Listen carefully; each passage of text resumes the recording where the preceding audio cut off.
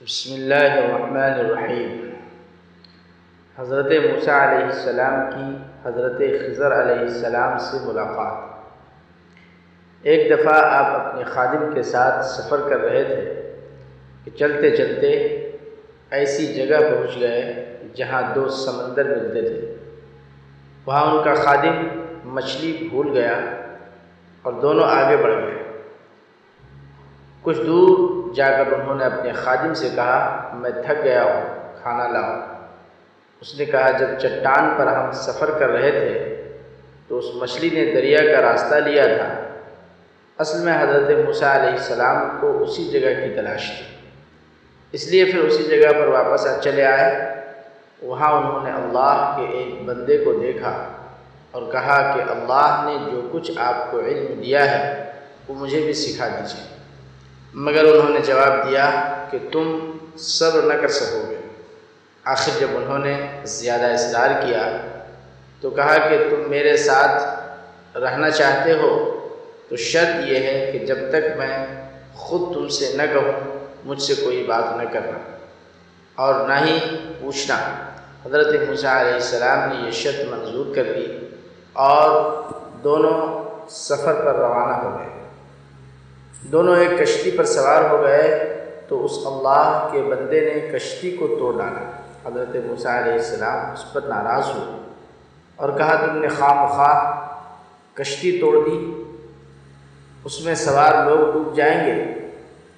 انہوں نے شرط یاد دلائی تو آپ نے کہا، میں بھول گیا، اب ایسا نہیں ہوگا۔ آگے بڑھے تو خشکی پر ایک لڑکا ملا جسے انہوں نے قتل کر ڈالا۔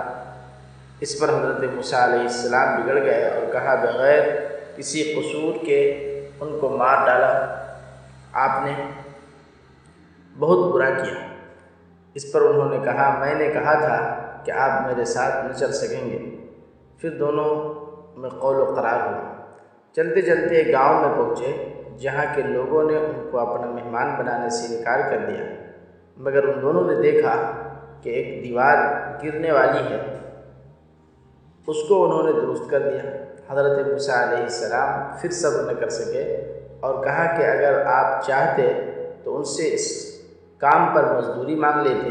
اللہ کے بندے نے ان سے کہا کہ اب ہم دونوں ایک ساتھ نہیں رہ سکتے، مگر جدا ہونے سے پہلے ان قصوں کا مطلب سن لیجیے۔ کشتی چند غریب آدمیوں کی تھی جو اسے کرایہ پر چلاتے تھے۔ دریا کے اس طرف کا بادشاہ زبردستی کشتیاں چھین لیا کرتا تھا۔ میں نے اس کو توڑ دیا کہ عیبدار ہونے کی وجہ سے اسے کوئی نہ لے گا۔ رہا لڑکا تو اس کے ماں باپ ایماندار تھے، مگر یہ سرکش اور کافر تھا۔ ڈر تھا کہ اس کی نافرمانی اور کفر سے ماں باپ کو تکلیف پہنچے۔ میں نے قتل کر دیا کہ اللہ انہیں مہربان اور نیک بیٹا عطا کرے۔ دیوار شہر کے دو یتیم بچوں کی تھی جس کے نیچے ان کی دولت دفن تھی۔ ان کا باپ نیک تھا، اگر دیوار گر جاتی تو دوسرے لوگ ان کی دولت پر قبضہ کر لیتے۔ اللہ تعالیٰ کی مرضی یہ تھی کہ دونوں جوان ہو کر اپنا خزانہ نکال سکیں۔ یہ جو کچھ ہوا تمہارے رب کی رحمت کا نتیجہ ہے، میں نے اپنی طرف سے کچھ نہیں کیا۔ یہی وہ باتیں تھیں جن پر صبر نہ کر سکے حضرت موسیٰ علیہ السلام۔ اس کے بعد ایک عرصہ تک بنو اسرائیل کو ہدایت کرتے رہے، برائیوں سے روکتے رہے، اچھائیوں کی تاکید کرتے رہے اور آخر کار اپنے اللہ پاک سے جا ملے جس نے ان کو بھیجا تھا۔ جو قوم اللہ کی نافرمانی کرتی ہے تو ان کو تھوڑا تھوڑا عذاب دے کر خبردار کیا جاتا ہے۔ وہ اگر پھر بھی نافرمانی کرتی رہتی ہے تو اس کو کچھ عرصہ کے لیے بالکل ڈھیل دے دی جاتی ہے تاکہ وہ بالکل غفلت میں پڑ جائے، پھر ایک دم اللہ کا سخت عذاب آ کر اس کو بالکل ختم کر دیتا ہے۔ فرعون خود کو خدا کہلواتا تھا، بنی اسرائیل پر ظلم کرتا تھا۔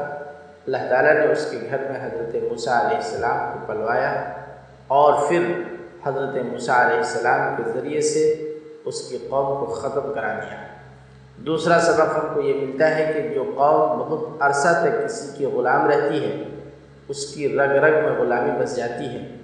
غیرت بہادری ختم ہو جاتی ہے اور اس کا جی چاہتا ہے کہ بار بار وہی غلامی کی باتیں کرے جس طرح بنو اسرائیل نے آزاد ہونے کے بعد کی۔